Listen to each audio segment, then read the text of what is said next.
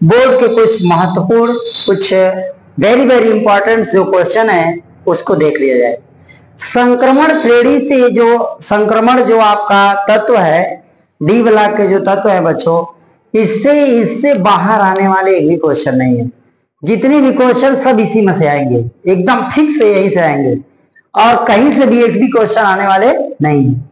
अरे बच्चों, अगर आप लोग इन पांचों क्वेश्चन को हल कर दिए तो समझ लीजिए कि आप इस चैप्टर के जो भी 2-4 नंबर आने वाले हैं एकदम क्लियर है, आपको आ ही जाएगा। चले तो बच्चों, सबसे पहले हमें क्वेश्चन को देखते हैं। क्या लिखा है? संक्रमण तत्वों में 4D श्रेणी का तत्व है। ठीक है, क्या बोल रहा है? संक्रमण तत्वों में 4D श्रेणी का तत्व है। तो बच्चों, आप सभी लोगों को बताया गया है 4 श्रेणी का नाम बताया गया है ना? कितने श्रेणी का नाम? 4 श्रेणी का। तो बच्चों, आपको बताया गया है कि आवर्त 4 ना, आवर्त 4 को हम क्या कहते हैं? प्रथम संक्रमण श्रेणी। क्या? प्रथम संक्रमण श्रेणी के नाम से जानते हैं। सबको पता है ये बात? प्रथम संक्रमण श्रेणी के नाम से जानते हैं। तो जो प्रथम संक्रमण श्रेणी है उसे 3D श्रेणी के अंतर्गत रखा गया है, ये बात बताया गया आपको बच्चों। और 3D श्रेणी में जो एलिमेंट है वो कहां से कहां तक है? 21 से लेकर 30 तक। तो बच्चों, सीधी बात है कि इसमें से जो आपका 4D श्रेणी का तत्व होगा कहां से होगा? 30 से ऊपर वाला होगा, है ना? 30 से ऊपर वाला। श्योर हो गई है बात? इस बात से आपको संतुष्टि हो रही है कि जो 4D श्रेणी बोला है ना, 4D श्रेणी का तत्व है, तो 3D श्रेणी आपका कहाँ है? 21 से लेकर 30 तक। तो इसका तात्पर्य बच्चों क्या हुआ? इसका तात्पर्य क्या हुआ प्यारे बच्चों? कि जो आपका 4D श्रेणी का तत्व होगा वो परमाणु क्रमांक 30 से अधिक होगा, है ना? श्योर है? अब दूसरा वाला देखते हैं। आवर्त 4 को आप लोगों ने, आवर्त 5 को आप लोगों ने पढ़ा है बच्चों। आवर्त 5 को क्या पढ़ा है? द्वितीय संक्रमण श्रेणी। क्या? द्वितीय संक्रमण श्रेणी पढ़े हैं। द्वितीय संक्रमण श्रेणी को प्यारे बच्चों हम किस श्रेणी के नाम से जानते हैं? 4D श्रेणी के नाम से जानते हैं। किस नाम से जानते हैं? 4D श्रेणी के नाम से जानते हैं। कोई डाउट है इसमें आपको? कोई कंफ्यूजन है बच्चों? एकदम आराम से समझिए, आप एकदम लगा देंगे। आप बच्चों पढ़े हैं क्या? जो आपका 4D श्रेणी है यानी द्वितीयक श्रेणी है वो कहां से कहां तक है? कहां से कहां तक है बाबू? द्वितीयक श्रेणी कहां से कहां तक है? सोच लीजिए, कहां से कहां तक? इसको आप लोगों ने पढ़ा है कि ये 39 से 48 तक है ना? 39 से लेकर 48 तक। तो बच्चों पूछ क्या रहे हैं आपसे? पूछ रहे हैं क्या? संक्रमण तत्वों में 4D श्रेणी का तत्व है, तो इसमें से कौन सा होगा 4D में प्यारे बच्चों? बता दीजिए जरा, कौन होगा? कौन जवाब होगा इसका? आपका सही जवाब है क्या? 47। ओके, आपको समझ में आ गया? ये बहुत ही इंपॉर्टेंट क्वेश्चन है बच्चों, और ये इस चैप्टर का जो ये 5 क्वेश्चन आपको दिखाई दे रहा है, इसको आप 5 नहीं समझेंगे, आपके बोर्ड के पेपर में एकदम छपने वाला क्वेश्चन है।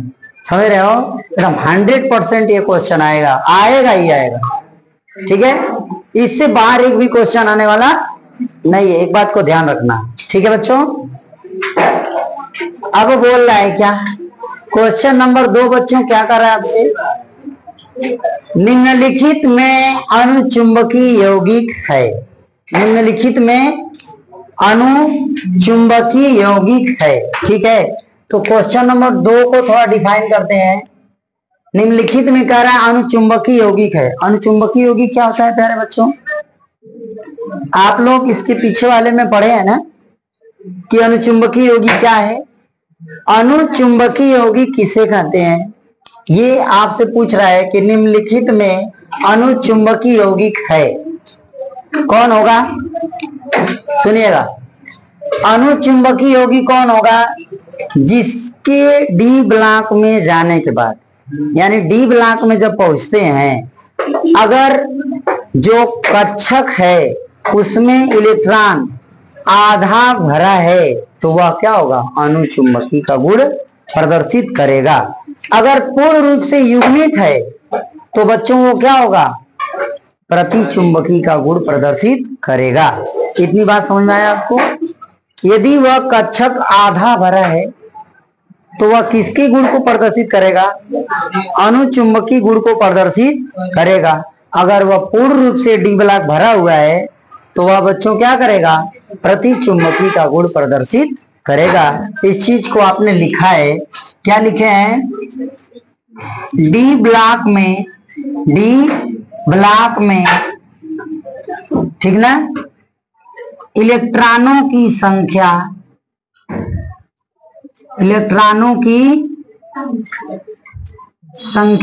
क्या होगी, कक्षक में या ऊर्जा स्तर में लिख लीजिए, ऊर्जा स्तर में, ठीक है ना, ध्यान समझते रहे। डी ब्लॉक, ठीक है, में इलेक्ट्रॉनों की संख्या, ध्यान लें, ऊर्जा स्तर में क्या होगी, आधी भरी हो, आधी भरी हो तो क्या होगा, वो अनुचुंबकीय, क्या होगा, अनुचुंबकीय, क्या होगा, अनुचुंबकीय ना। अगर यही पूर्ण रूप से युग्मित हो, तब पूर्ण युग्मित हो बच्चों तो क्या होगा, पूर्ण युग्मित होगा तो प्यारे बच्चों क्या होगा, प्रतिचुंबकीय, क्या हो जाएगा, प्रतीय चुंबकीय। क्लियर हो रहा है, समझ में आ रहा है, ठीक है। यस या नो में जवाब। मैंने आपको लिखा डी ब्लॉक में इलेक्ट्रॉनों की संख्या, जो ऊर्जा स्तर उसमें होते हैं डी ब्लॉक में, डी ब्लॉक में कितने ऊर्जा स्तर है बाबू, 5 कट हुआ है। कैसे देखो, यह आपका डी ब्लॉक, इसमें 5 कक्षक हैं, 1 2 3 5 है ना। पहले ऊर्जा स्तर में इलेक्ट्रॉन क्या होता है, एक एक इलेक्ट्रॉन बढ़ता है, हुंड जी ने बताया आपको बच्चों। पहले क्या करेंगे, कक्षक में एक एक इलेक्ट्रॉन को भर लेंगे। ये चर्चा किसने की, हुंड नामक वैज्ञानिक ने इस बात की चर्चा की बच्चों कि जब एक एक इलेक्ट्रॉन भर लेते हैं, ठीक है, जब इलेक्ट्रॉन पूर्ण रूप से हर कक्षा में, हर ऊर्जा स्तर में एक एक इलेक्ट्रॉन भर जाते हैं, पुनः हम क्या करते हैं बच्चों, युग्मित करते हैं। आप अभी लिखे हो ऊर्जा स्तर में आधी भरी हो, इलेक्ट्रॉन जो आधी भर गया, आधा भरने का मतलब एक एक इलेक्ट्रॉन भरा हुआ है, ठीक है, तो ये क्या होगा, अनुचुंबकीय होगा। लिखा है अगर पूर्ण युग्मित हो गया तो क्या हो जाएगा। तो ये बच्चों आप इसमें आपको बताना है निम्नलिखित में अनुचुंबकीय यौगिक है, ठीक है, ध्यान दो। कॉपर जो होता है बाबू, इसके आखिरी में जो होता है इलेक्ट्रॉनिक विन्यास करेंगे तो टोटल इसमें 10 भर जाते हैं। लास्ट में कॉपर का जब करेंगे Cu का तो क्या होता है 4s1 3d10, हाँ या नो, यस या नो। कॉपर में 4s1 3d10 होता है। तो इस तरीके से ये पूरा भर गया। जब ऊर्जा स्तर में इलेक्ट्रॉन पूर्ण रूप से भर जाते हैं तो बच्चों उनको हम क्या कहते हैं, अनुचुंबकीय नहीं कहेंगे, प्रतिचुंबकीय। क्या कहेंगे, तो इस तरीके से बाबू जानते हैं, इसमें भी भर जाएगा, मतलब यह भी आपका क्या है, अनुचुंबकीय का गुण प्रदर्शित नहीं कर रहा है। यह भी भर जाएगा, यह भी आपका क्या करेगा, अनुचुंबकीय का गुण प्रदर्शित नहीं करेगा। जिंक भी भर जाएगा, यह भी अनुचुंबकीय का गुण प्रदर्शित नहीं करेगा। अब जो बचा है वही करेगा, सीधी बात। क्लियर है? बचा कौन? FeSO। कौन बच गया? FeSO4। क्या बच्चों ये बात दोनों समझ में आई आपको? क्लियर हो गया? यस। देखिए हमने कहा Cu है कॉपर का इलेक्ट्रॉनिक विन्यास। अभी पिछले वीडियो में बच्चों समझाया गया है कि ये कॉपर और क्रोमियम दोनों अपवाद होते हैं, राइट है।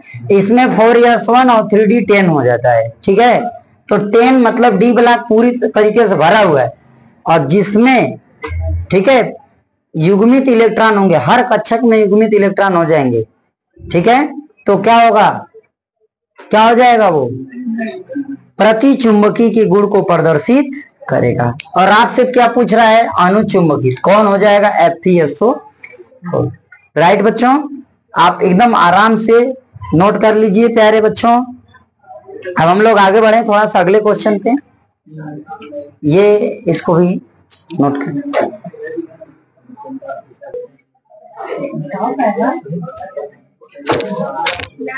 चलिए प्यारे बच्चों, अगला क्वेश्चन आपका क्या है? निम्नलिखित आयनों में अनुचुंबकीय आयन कौन सा नहीं है? ध्यान से कंट्रोल। लिखा है निम्नलिखित आयनों में अनुचुंबकीय आयन कौन सा नहीं है, ठीक है। तो बच्चों पहले हमें यह समझ लेना है कि अनुचुंबकीय आयन कौन होता है, फिर जवाब देना है कौन नहीं होगा ना। तो आप सभी को पता है प्यारे बच्चों कि जब इसमें क्या होगा, समझिएगा, ये जो कक्षक है, ये जो कक्षक बने हुए हैं बाबू ना, अगर इसमें इलेक्ट्रॉनों की, ये कौन सा कक्षक है? D block. कौन सा है? अगर इसमें बाबू इलेक्ट्रॉनों की संख्या एक एक भरे हुआ है, एक एक ऐसे भरा हुआ है, तो ये तो अनुचुंबकीय है ही, ठीक। दूसरी बात, अगर इसमें एक इलेक्ट्रॉन युग्मित हो रहा है तो ये पहले क्या होगा? लव चुंबकीय। क्लियर हो रहा है? अब जैसे जैसे इसमें क्या करेंगे? इलेक्ट्रॉन भरते जाएंगे, अनुचुंबकीय का गुण क्या होता है? कम होता जाता है।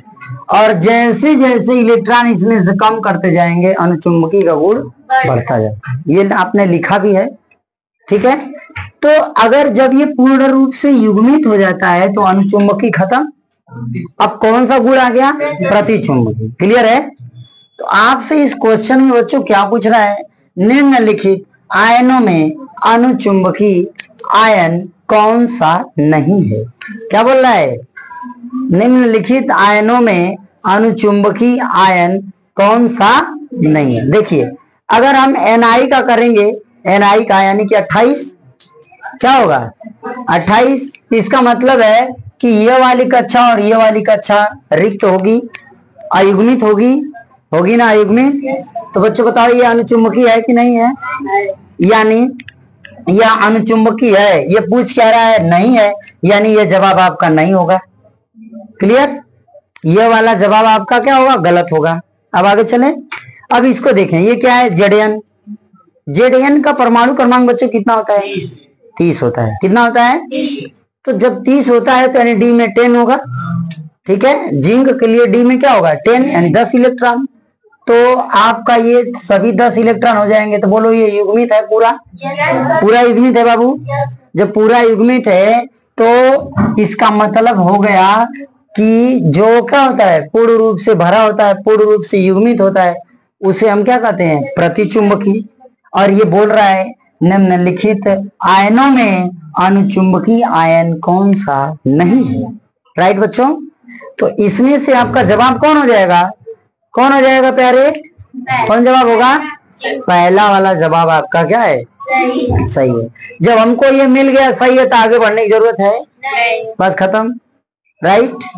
क्लियर हो रहा है बात? Any confusion? किसी को कोई डाउट होगा तो बोलेगा, ठीक है ना। अब इससे रिलेटेड जितने क्वेश्चन है आपको इसी तरह करते रहना है और कुछ नहीं करना है इसमें, और कुछ है ही नहीं, ठीक है। अब क्वेश्चन नंबर 4 बच्चों क्या कह रहा है? क्वेश्चन नंबर 4 देखो ध्यान से एकदम समझो। क्वेश्चन नंबर 4 हमसे क्या कह रहा है? संक्रमण धातु, क्या? संक्रमण धातु जो परिवर्तित ऑक्सीकरण अवस्था, संक्रमण धातु जो परिवर्तित ऑक्सीकरण अवस्था प्रदर्शित नहीं करती है। क्लियर है?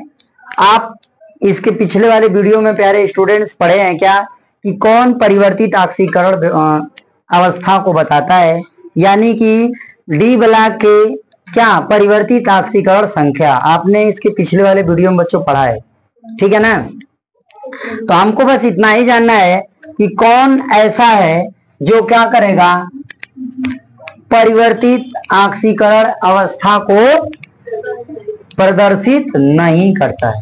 क्लियर है बाबू? आपने पढ़ा है Fe, V और Ti, इस सब में आपने पढ़ा है कि ये सब क्या है, इसमें भी 2 3 होता है, इसमें भी 2 3 हो जाता है, फेरस में +2 और +3 होता है, लेकिन जिंक का बच्चों आप लोगों ने पढ़ा है क्या होता है, +2 होता है। तो ये आपका क्या हो जाएगा?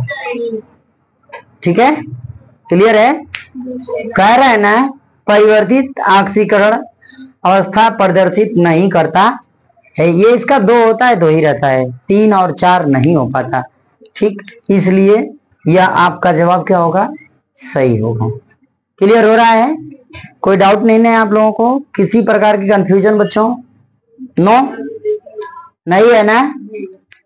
अब चलिए क्वेश्चन नंबर अगला हम देखते हैं क्या, एकदम आसान क्वेश्चन है।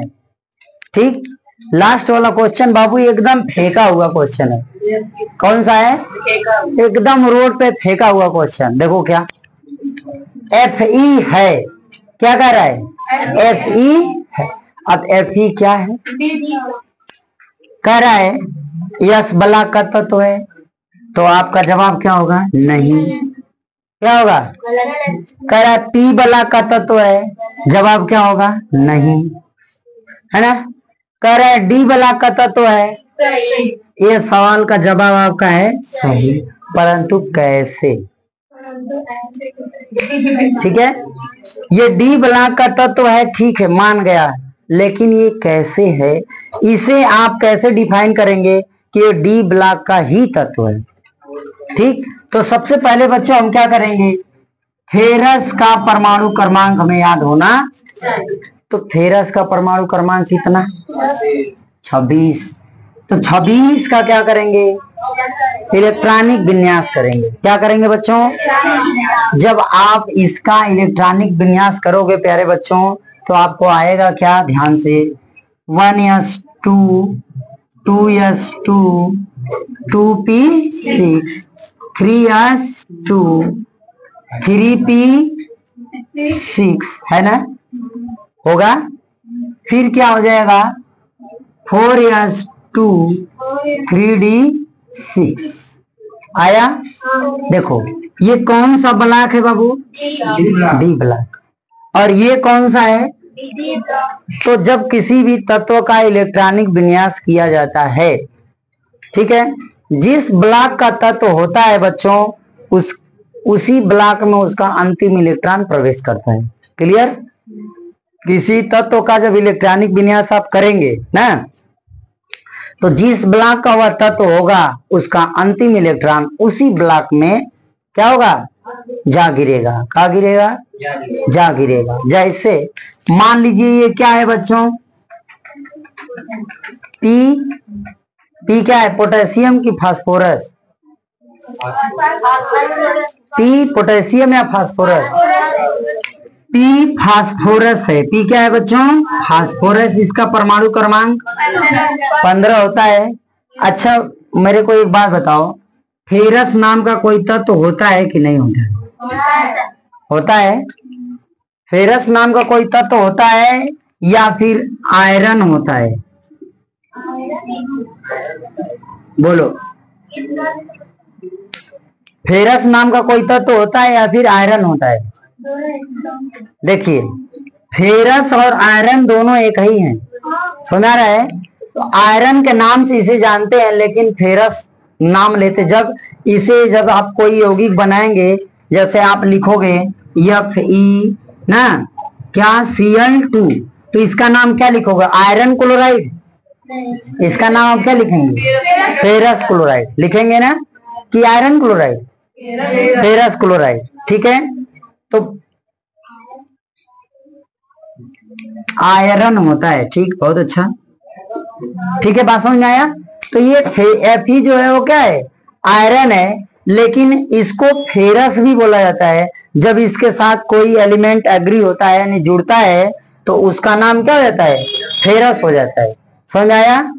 ठीक है बच्चों, तो ये जो क्वेश्चन मैंने आपको इसलिए बोल दिया, ठीक, कि एक लोग बच्चों मेरा वीडियो देख रहे थे, वो हमारे महाशय टीचर थे, गुरुजी लोग थे, ठीक, उन्होंने कहा कि फेरस नाम का कोई तत्व नहीं होता है। माना कि तत्वों की जो आवर सारणी है उसमें फेरस नहीं लिखा है, आयरन लिखा है। ठीक, परंतु जैसे ही हम किसी के साथ उसे ऐड करते हैं तो हम फेरस क्लोराइड क्यों बोलते हैं? जब फेरस है ही नहीं तो बोलेंगे क्यों? यस या नो? अगर फेरस है ही नहीं तो हम फेरस नाम क्यों बोलेंगे प्यारे बच्चों? इसका मतलब कि है, बस फर्क है कि सारणी में आयरन लिखा है, इसमें कोई बहुत बड़ी बात होनी नहीं चाहिए। ओके, क्लियर हो रहा है बात? तो प्यारे बच्चों आगे बढ़ा जाए, आगे चलिए। चलिए देखिए, आप जब कुछ करेंगे ना तो आपको बहुत लोग मिलेंगे भाई, ठीक है, कुछ अच्छे लोग बताने वाले रास्ता मिलेंगे, कुछ आपको और अच्छा रास्ता बताने वाले मिलेंगे। ठीक है, जरूरी है, सब बहुत जरूरी होता है। आइए प्यारे बच्चों, क्या है ये? इसका नाम क्या है? फास्फोरस। इसका नाम क्या है? फास्फोरस। Very good. जब इसका विन्यास करोगे प्यारे तो क्या आएगा? 1s2, 2s2, 2p6, 3s2, इसके बाद क्या आएगा? 3p कितना? देखिए ये 10 हो गया, 10 2 12, और ये कितना हो गया? तो अगर आपसे पूछे कि P किस ब्लॉक का तत्व है तो आपका जवाब प्यारे P ब्लॉक होगा। समझ में आया? अगर आपसे कोई पूछे कि P किस ब्लॉक का तत्व है तो जवाब आपका P ब्लॉक का तत्व है, राइट। अगर आपसे पूछे कि फेरस है तो किस ब्लॉक का तत्व है तो जवाब आपका क्या होगा? D block. क्यों होगा? रीजन बताया आपको। जिस ब्लॉक का तत्व होगा उसका जब इलेक्ट्रॉनिक विन्यास करेंगे तो वह उसका जो अंतिम इलेक्ट्रॉन होगा बाबू उस ब्लॉक में जाएगा, राइट। तो वह उस ब्लॉक का तत्व कहा जाएगा। ठीक है, आखिरी इलेक्ट्रॉन पर डिपेंड होगा कि किस ब्लॉक में है वो। ठीक है, वही क्या होगा? उस ब्लॉक होगा, यानी उसका ब्लॉक होगा। ये बात आपको क्लियर हुआ? तो ऐसे कोई भी क्वेश्चन आएंगे तो प्यारे बच्चों आप आराम से लगा सकते हो। इससे रिलेटेड जितने भी क्वेश्चन होंगे आप सभी लोग एकदम आराम से लगाएंगे। आपका 3-4 क्लास इसका हो गया। ठीक है, ओके, ठीक है बच्चों। अगर आप लोगों को प्यारे बच्चों देखने के बाद अच्छा लगे तो अपने साथियों में भी क्या किया करिए? शेयर कर दिया करिए ना। चले, नोट कर लो।